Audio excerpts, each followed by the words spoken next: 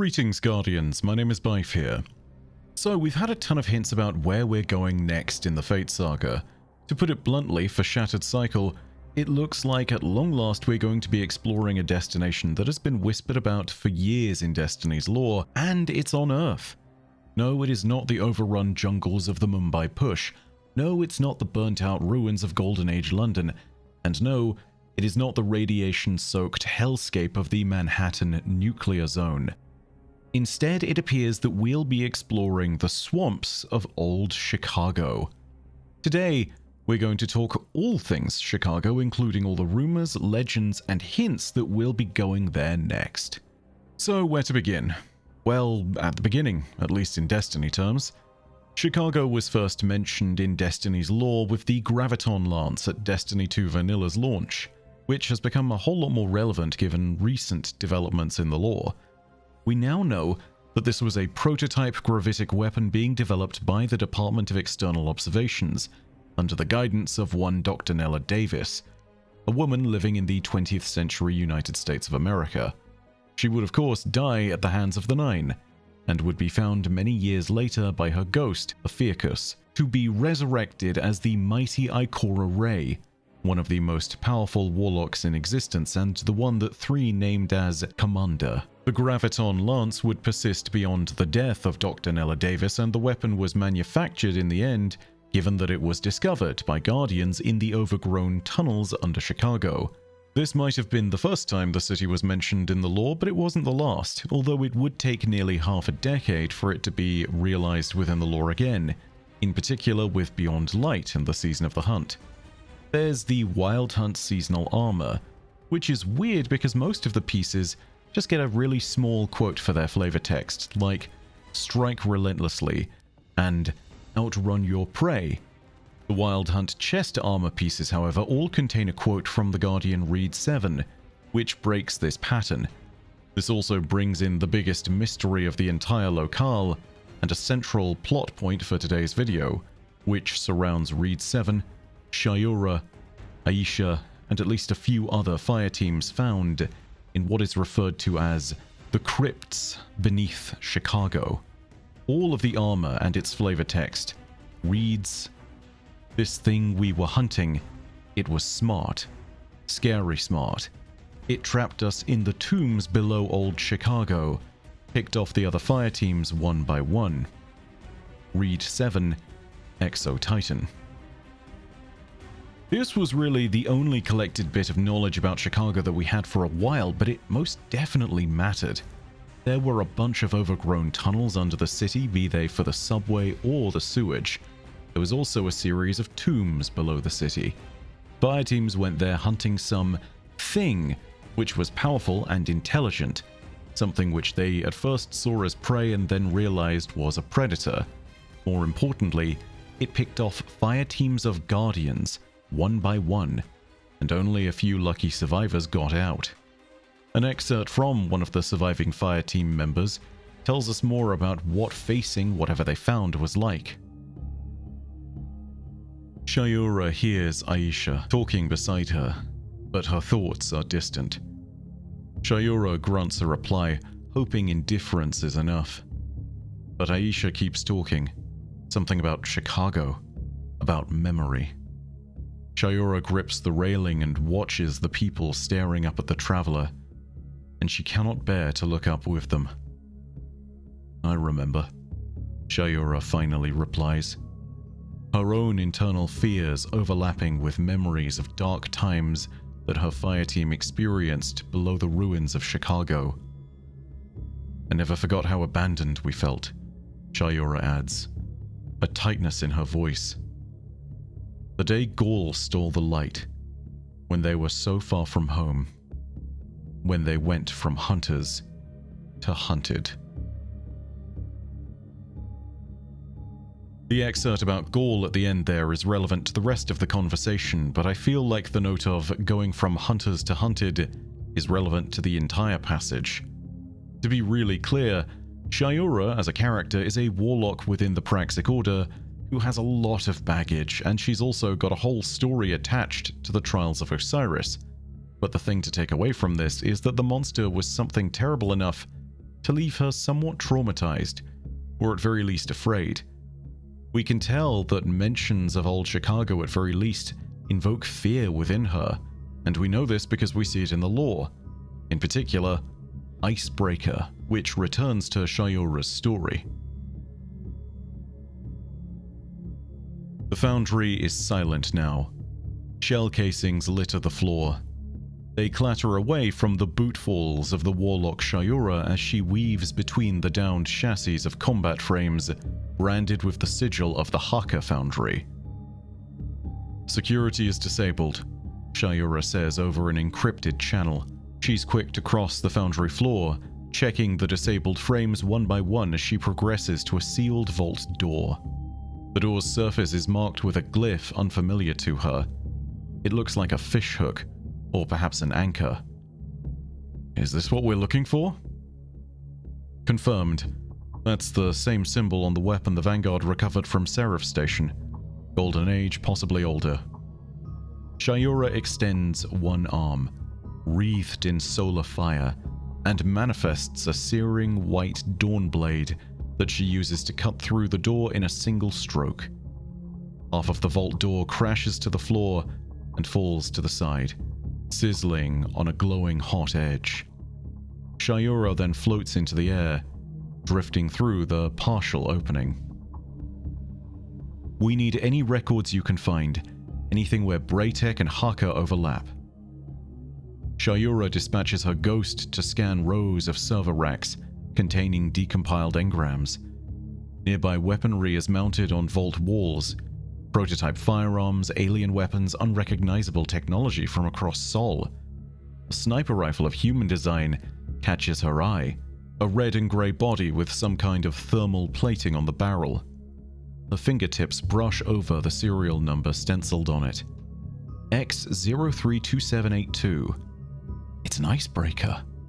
She remembers when the Vanguard commissioned this design from Haka, remembers when it was outlawed for being dangerous and unfit for duty. The design was later stolen and replicated. Hefting the icebreaker from the wall, Shayura turns to watch her ghost scan and download Haka's archives. Find what you're looking for? Skimming. I see some interesting details. Haka's Golden Age predecessor had a terrestrial office in what was once the city of Chicago. They were involved in the development of gravity-based weapons. No Braytech connections yet. Shayura freezes. Chicago? The tombs below old Chicago haunt her periphery. Every ambient noise in the derelict foundry becomes a threat. She pushes past the fear, past the panic. That isn't now. What does Chicago have to do with anything? I'm not sure, a handler on the other end of comms says. But whatever it is goes back a long, long time. So we can also add Haka Heavy Industries, the Golden Age predecessor to Haka today, into the list of things that Chicago is host to. But also, there is another explicit mention of something that created a great degree of fear for Shayura. And whilst it doesn't explicitly mention the monster of old Chicago, it is clear enough that this is what caused the fear. But I don't think it's the only place where it's been brought up and discussed. More importantly, I think that this monster is about to become even more relevant than it's been in the past. When playing through Renegades, you can occasionally get dialogue in the moments you spend between missions in orbit. One such moment comes after Lodi joins the gang in their quest. He talks about something which in a vacuum is just plain weird. Take a listen to this. What Bale said about being adrift, I felt that too. More and more. Look, I've been seeing something. It's not the future, and it's not the past. It's like, sideways. Looking out of someone else's eyes. I'm somewhere underground, and I can tell my body is wrong. I want to claw my way out of it. I'm supposed to be somewhere else. I don't know what this thing is, Guardian, but they're trying to talk to me. I can't understand them. The other 9 don't know. I don't want them to find out. don't think they can. How do you keep a secret from a god? I'll have to be careful. So the question then becomes, what the hell is Lodi talking about here? Well, I think we get more hints in a pretty obvious manner, including the last words he says at the end of Renegades, after we learn what it might mean to bind the Nine. Take a listen to it again in full, and listen in particular to the second half of Lodi's address to us. There's something that's been trying to talk to me. And when I talk back, all I can remember is how it felt to Channel 3. It's dangerous. And worst part is, I know exactly where it is. Adams and Wabash. It's under Chicago. I'm going to ask Ikora to scout it out first. We can meet up with her there. Guardian, I don't want to go home, but I'm certain whatever Nine we bind first is there. I can't go there without Ikora. I can't go there without you. If the thing that Lodi has been trying to talk to feels like what it felt like to Channel 3, then Lodi is essentially speaking to something that feels dead in some kind of way. What that could mean is unclear, but I think it's important to remember that when Lodi connected to 3, he got nothing but horrifying visions of disasters, and his body felt cold and dead. When trying to talk to this thing, Lodi wasn't able to be understood. I'm just going to draw out this possibility and say that I think the thing that's being referred to here at Adams and Wabash is probably the monster of old Chicago, the one that lies beneath its streets in the tombs. And there's even more evidence to support this, because as Lodi was mentioning, this would be going home for him. For those that don't know, in his time before being torn through to our present moment, Lodi, or Louis Yarrow, was a linguist at the Department of External Observations in Chicago, a department who of course is related to this story because of its location, but also a department whose offices in Chicago were located at Adams and Wabash. So it's likely that in the process of searching for the monster of old Chicago, we'll be raiding the DEO's old offices and uncovering secrets from the past of Lodi and Ikora, or Dr. Nella Davis as she was called at the time.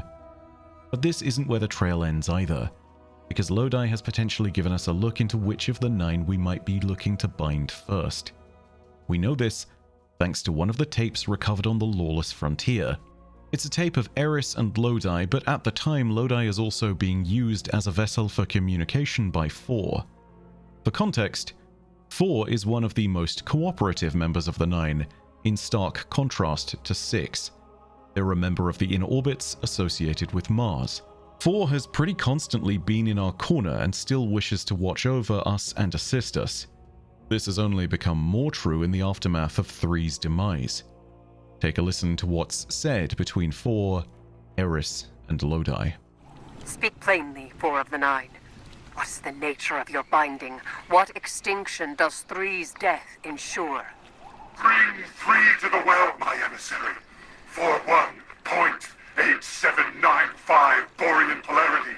87.6260 opponent. The bottom of the labyrinth. The labyrinth? Understood. I won't let you down, 4. Emissary, what were those numbers? They were latitude and longitude that howled like a wolf. It's home. Something is under Chicago. So how is this related? Well, let's look at these coordinates, because you know where we end up if we go to 41.8795 latitude and to minus 876260 longitude? Chicago, Illinois. More specifically, South Wabash Avenue.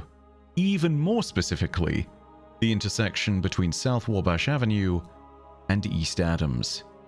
Adams and Wabash, everybody. And that is where we can find the DEO. We have no way of telling what the labyrinth or the well are at this moment, but it seems all but certain that this is going to be where we find the means to bind 4 of the 9. All this would be exciting enough as it stands. We're going to a place that has seen the worst of the transmutations of Earth, by the way, because of course, Chicago is right next to one of the Great Lakes. That means we could see anything from the whole of the sky raining iron and blood in the form of red phosphorus, to a place where gravity itself might be suspended in various moments. We're then supposed to go down below the city remains that stand at that location and into the offices of a top-secret governmental organization that was devoted to making contact with extraterrestrial life. And we're doing all of this so we can bind a 4th-dimensional being, and we might be binding it to a nondescript monster cryptid in a place that's been referred to as the Labyrinth, the Tombs, the Well, or the Crypts. But there's one more thing that we've learned about old Chicago, and it really doesn't tie everything together, but it does relate to the monster. It's that Dredgen Bale is searching for something there too.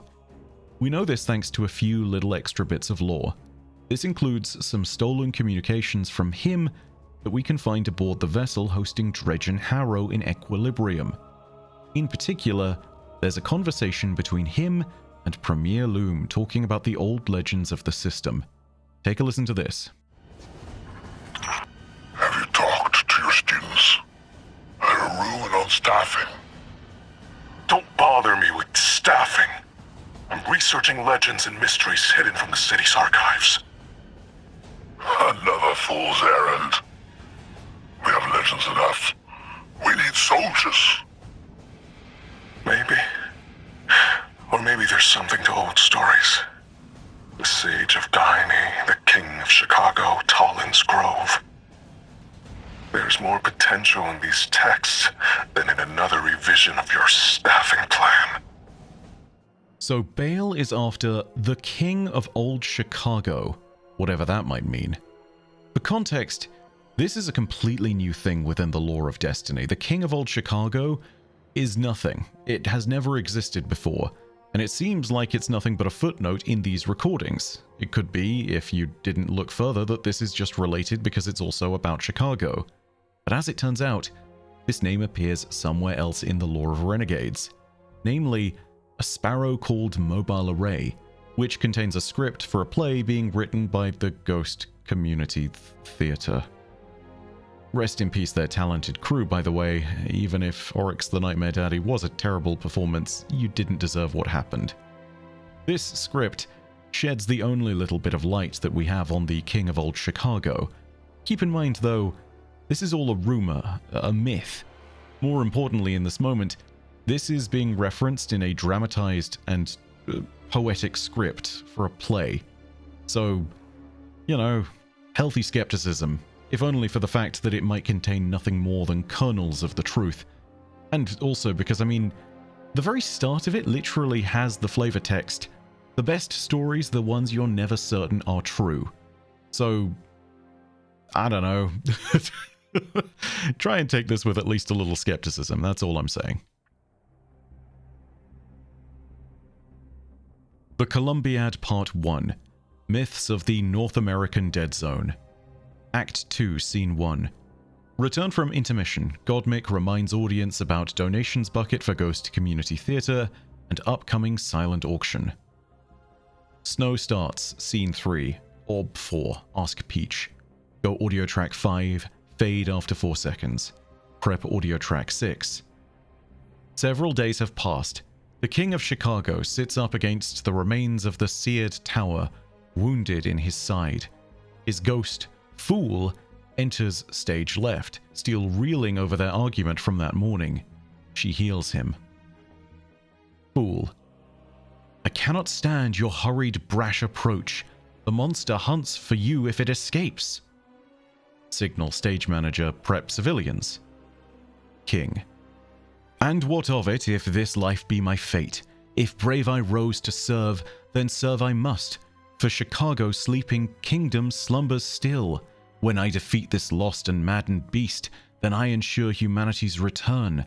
I must divert its eyes from lonely ghosts. Off-stage noise.